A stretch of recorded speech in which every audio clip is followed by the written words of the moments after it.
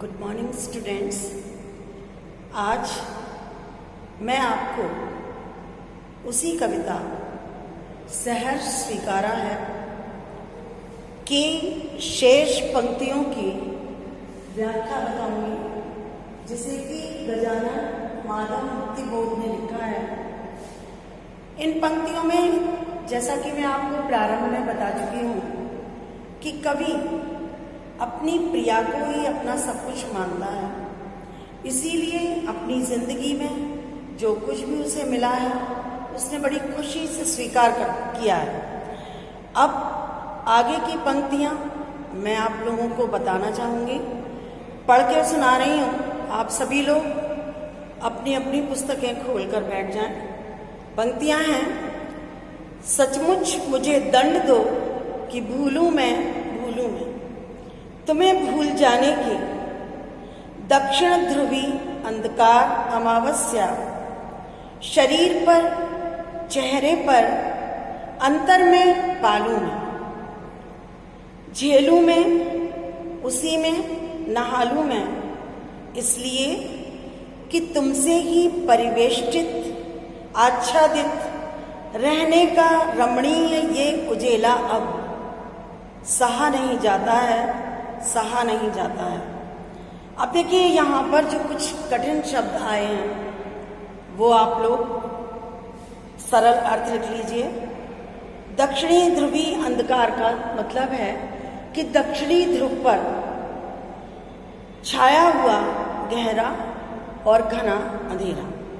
अमावस्या, जिसमें चंद्रमा नहीं निकलता। सभी बच्चे जानते होंगे अमावस्या को चंद्रमा के दर्शन नहीं होते हैं। अंतर माने हृदय, दिल। परिवेष्टित का मतलब होता है चारों ओर से घिरा हुआ। आच्छादित मीन्स छाया हुआ, जिसके ऊपर कोई चीज पूरी तरह छा जाती है, उसको आच्छादित बोलते हैं। रमणीय, मनोरम एवं सुंदर। उजेला मीन्स प्रकाश। तो मैंने आपको यहाँ तक ये पंक्तियां पढ़ी हैं, अब मैं इनका अर्थ आपको बताना चाहूँगा। कभी आपने एक चीज देखी होगी, जिस चीज को हम बहुत ज्यादा अपने करीब रखते हैं या जिससे हम बहुत ज्यादा प्यार करते हैं, वो कुछ समय के लिए हमारी कमजोरी बन जाती है, जिसके बिना जीने के बारे में हम सोच भी नहीं सकते। तो यहाँ पर कवि भी, उसका जो अंतर मन है वो इतना व्याकुल हो चुका है कि वो परेशान हो गया है, और वो अब सोचता है कि अपनी प्रिया से ही कहता है कि तुम सचमुच मुझे दंड दो कि मैं तुम्हें भूल जाऊं, भूलूं मैं, तुम मुझे ऐसा दंड दो। वो उसके लिए दंड ही होगा जिसमें उसकी प्रिया साथ नहीं होगी। तो वो कह रहा है कि तुम मुझे ऐसा दंड दो कि मैं तुम्हें भूल जाऊं, और वो इस दंड को लेकिन फिर भी अपने ऊपर झेलना चाहता है। अब वो कह रहा है तुम्हें भूल जाने की दक्षिण ध्रुवी अंधकार अमावस्या, तुमको भूल जाने के बाद उसका जो जीवन है वो दक्षिण ध्रुव पर छाए हुए घने अंधकार के समान हो जाएगा। और उसके अलावा वियोग रूपी जो अमावस्या होगी, वियोग रूपी जो अमावस्या होगी, जब उसकी प्रिया उसके साथ नहीं होगी तो वो उसके लिए अमावस्या के समान होगा। वो चाहता है कि मैं उसको अपने शरीर पर, अपने चेहरे पर, अपने हृदय में पूरी तरह से आत्मसात कर लूं, यानी पूरी तरह उस वियोग रूपी अंधकार में मैं नहा जाऊं। ऐसा कवि उससे, प्रिया से मांगता है। और वो कहता है कि झेलूं मैं उसी में नहालूं मैं, यानी कहने का तात्पर्य है कि वो उस वियोग की वेदना को पूरी तरह से झेले मीन्स उसको सहन करने की शक्ति हो, उसमें ऐसी शक्ति मिले और वो उसमें पूरी तरह डूब जाए, पूरी तरह उसमें नहा ले। उसके अतिरिक्त कारण ये है क्योंकि उसका जो वर्तमान में जीवन है ना, जो इस समय वो एक जीवन जी रहा है जिसमें कि हर चीज का सम्मल, हर चीज का जो एक अपने आप को आश्रित मानता है अपनी प्रिया के। तो यहाँ पर वो ये कह रहा है इसलिए कि वर्तमान जीवन पूरी तरह से उस प्रिय के रंग में रंगा हुआ है, उसी से घिरा हुआ है, और प्रिय ने उसे पूरी तरह अपने आप से ढक लिया है। आप ये देखिए, वो कहता है तुमसे ही परिवेष्टित आच्छादित, यानी चारों ओर से मेरे जीवन को तुम्ही ने छाई हुई हो, तुम पूरी तरह मेरे जीवन पर, चारों तरफ से तुम्ही ने मेरे जीवन को घेर के रखा हुआ है। और प्रिय का जो स्नेह रूपी उजाला है ना, रमणीय मीन्स खूबसूरत और सुंदर, तो वो कहता है कि तुम्हारा जो ये रमणीय उजाला बड़ा सुंदर है, अब मुझसे सहा नहीं जाता, नहीं सहा जाता है। यहाँ पर वो कहना चाहता है,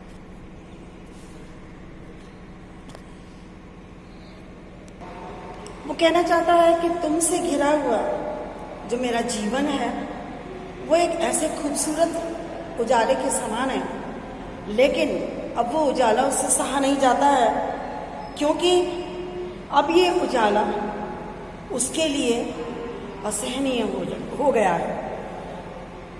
वो उसको सहन नहीं कर पा रहा है।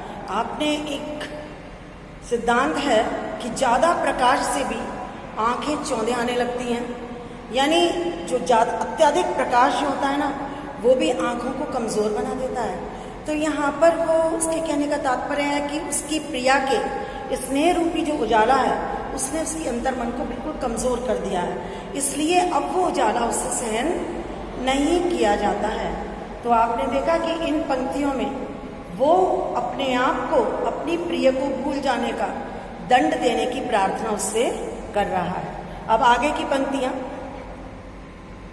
ममता के बादल सी मंडराती कोमलता भीतर पिराती है, कमजोर और अक्षम अब हो गई है आत्मा ये, छटपटाती छाती को भवितव्यता डराती है, बहलाती सहलाती आत्मीयता बर्दाश्त नहीं होती। इसके कुछ कठिन शब्द आप देख लीजिए।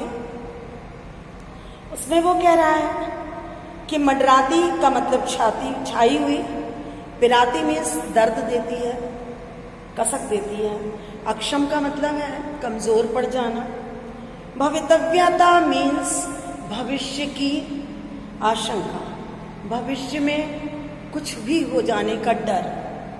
उसके अतिरिक्त बहलाती माने खुश कर देने वाली, प्रसन्न करती है, सहलाती मीन्स किसी को सहलाना, दर्द को कम कर देना, आत्मीयता मीन्स अपनापन और बर्दाश्त करना, सहन करना। तो यहाँ पर वो कहता है अपने की ममता के बादल सी मंडराती कोमलता, यहाँ वो ये कहता है कि उसके मन में हमेशा अपनी प्रिया के जो स्नेह है, स्नेह रूपी बादल हर समय मंडराते रहते हैं। उसको चारों तरफ से उसने घेर रखा है, ऐसा उसने पूर्व में भी कहा है। वो कहता है कि प्रिय की जो ममता है वो बादलों की तरह मेरे चारों ओर मंडराती रहती है, और यही कोमल ममता जो है ना, वो मेरे हृदय को अत्यधिक दर्द से भर देती है, भीतर पिराती है, इट मीन्स अंदर से उसको तकलीफ देती है, उसको कष्ट देती है। कमजोर और अक्षम अब हो गई है आत्मा ये, इतना ज्यादा प्यार, इतनी ज्यादा ममता मिली कि बिना उसके वो कुछ करने की सोच ही नहीं सकता, सोच नहीं पाता। इसलिए अब उसकी जो आत्मा है ना, वो बहुत ज्यादा कमजोर हो गई है, बहुत ज्यादा अक्षम हो गई है, असमर्थ हो गई है, और उसे भविष्य में होने वाली आशंकाएं डराती रहती हैं। क्योंकि अगर कभी ऐसा हुआ कि उसके प्रिय को उसके जीवन से हटना पड़ा, तो उसके अभाव में वो जिंदा कैसे रहेगा, कैसे वो जिएगा। तो उसकी छाती में ये भविष्य में होने वाला डर, भविष्य में होने वाली आशंका हर समय उसको डराती रहती है। भवितव्यता डराती है मीन्स भविष्य में होने वाली आशंका से, डर से वो हर समय डरा हुआ सा रहता है। इसलिए उसे अब अपने प्रिय का बहलाना, सहलाना, यानी उसको खुश करते रहना, उसके दर्द में उसको सांत्वना देते रहना, ये सब कुछ चीज़ें अब उससे सहन नहीं की जा रही हैं। अब वो सहन नहीं कर पा रहा है। वो स्वयं में आत्मनिर्भर बनना चाहता है। वो चाहता है कि मेरे लिए किसी का सहारा ना हो, किसी के बिना सहारे के भी मैं जी सकता हूँ, मैं जिंदा रहूँ। अभी तो उसे ये लगता है कि चारों तरफ से मेरी जिंदगी में जो कुछ भी है वो सब कुछ मेरी प्रिया का है, उसी से वो जीवित है। अगर भविष्य में कभी उसको मुझसे अलग होना पड़ा, क्योंकि इस नश्वर संसार में एक ना एक दिन तो सबको अलग होना पड़ता है, तो अगर उसको मुझसे कभी अलग होना पड़ा तो शायद वो जिंदा नहीं रहेगा। इसीलिए वो आत्मनिर्भर बनने के लिए चाहता है कि मैं अपने पांव पर खड़ा रहूं, और उसकी जो ये आत्मीयता है ना, जो उसका स्नेह है, जो उसका बहलाना है, उसका सहलाना है उसको, ये सारी चीजें वो अब सहन नहीं कर पा रहा है।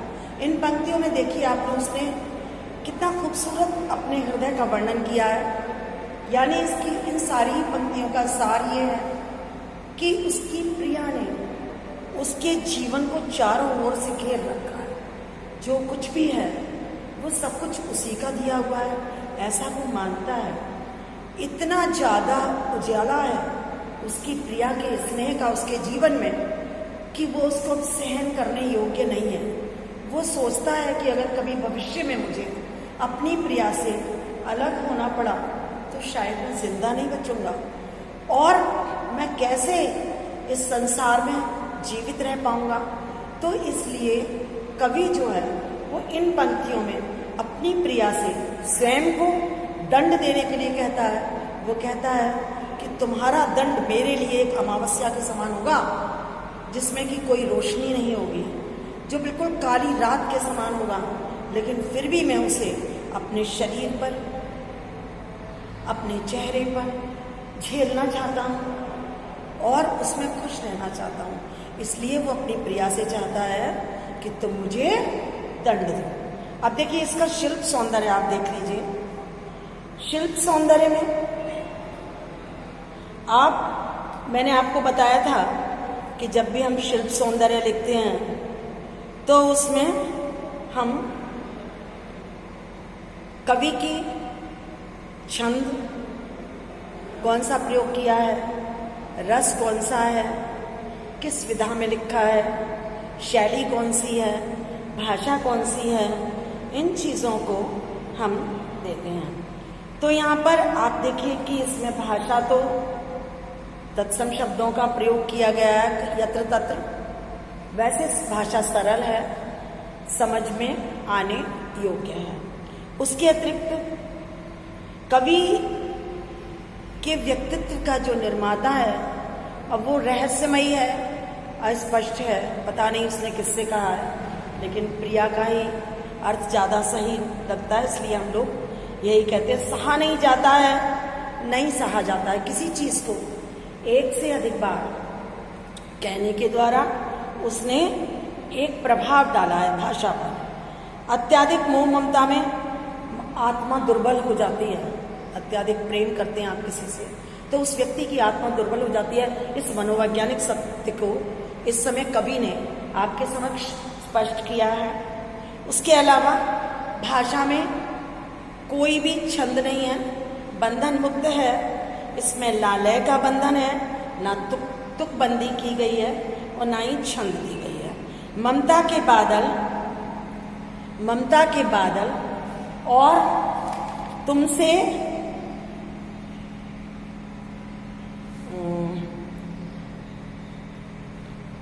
ममता के बादल और तुमसे ही परिवेष्टित आच्छादित ये रमणीय उजाला, इसमें रूपक अलंकार है, क्योंकि ममता को उसने बादलों के रूप में देखा है और परिवेष्टित और आच्छादित जो उजाला बताया है उसको भी उसने स्नेह रूपी उजाला बताया है, इसलिए यहाँ पर आपका रूपक अलंकार है। अच्छा, दक्षिणी ध्रुवी अंधकार अमावस्या, इसमें भी आपका रूपक अलंकार है। वियोग रूपी घनघोर अंधकार, इसलिए रूपक अलंकार माना जाएगा। आत्मीयता और कोमलता, ये दो भावनाएं हैं जिनको कि उसने एक मनुष्य के समान कार्य करते हुए दिखाया है। मैंने आपको पहले भी बताया था कि जिसमें हम किसी बेजान वस्तु को मनुष्य के समान कार्य करते हुए बताते हैं, वो वहां पर हमारा मानवीकरण अलंकार होता है। तो यहाँ पर उसने कोमलता और आत्मीयता नामक भावनाओं को मानवीकरण अलंकार इसमें पिरोया हुआ है। अच्छा, उसके अलावा शरीर पर, चेहरे पर, अंतर में, इन सब में रा की आवृत्ति हुई है। मंडराती कोमलता भीतर पिराती में ताकि आवृत्ति हुई, इसलिए यहाँ पर अनुप्रास अलंकार है। छटपटाती छाती में छा वर्ण का एक से अधिक बार प्रयोग किया गया, इसलिए यहाँ पर अनुप्रास अलंकार है। तो आपने देखा कि यहाँ कवि जो है वो अपनी प्रिया को, अपने आप को आत्मनिर्भर बनाने के लिए चेष्टा करता है, मात्र चेष्टा। अभी उसने वो दंड सहन नहीं किया है, पर वो मांग कर रहा है ऐसे। तो ये पंक्तियां उम्मीद है आपकी समझ में आ गई होंगी, और मैं सोचती हूँ कि शायद सभी बच्चों को समझ में आ गई होंगी। इसमें से कुछ प्रश्न जिस तरह परीक्षा में दिए जाते हैं, मैं आपको पहले भी बताती रही हूँ कि कुछ अर्थग्रहण संबंधी प्रश्न होते हैं, अर्थ से संबंधित होते हैं। तो आपको मालूम है कि अर्थ तो मैंने आपको बता दिया, तो अर्थ से संबंधित प्रश्न तो आप कर ही लेंगे। कुछ होते हैं शिल्प सौंदर्य से संबंधित प्रश्न, तो वो मैंने आपको शिल्प सौंदर्य बता दिया है, उसमें भी आप करने की चेष्टा करेंगे। मैं सोचती हूँ मैं आपको कुछ प्रश्न दे देती हूँ जिनको कि आप स्वयं से करेंगे और उनको याद करेंगे। प्रश्न ये हैं, लिख लीजिए आप, ठीक है।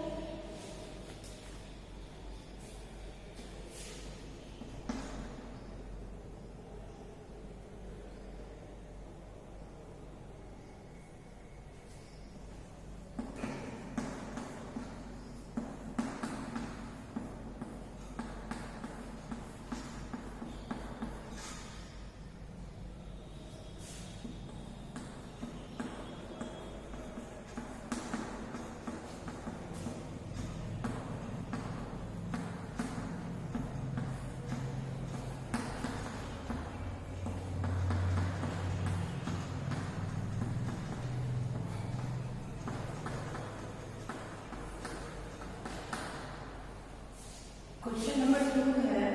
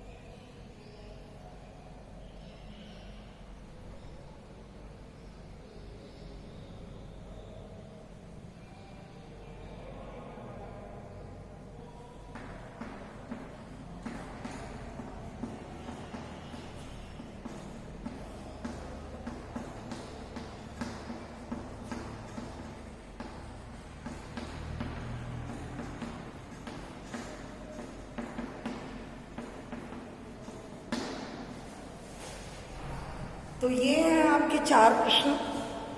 इनमें अर्थग्रहण संबंधी प्रश्न भी मैंने दे दिए हैं, और एक प्रश्न आपको मैंने शिल्प सौंदर्य संबंधी दे दिया, सौंदर्य बोध संबंधी दे दिया है। तो आप उम्मीद है कि इन प्रश्नों को करेंगे, और उसके बाद में लिखने के बाद आप चेक कर पाएंगे। अच्छा बच्चों, गुड मॉर्निंग।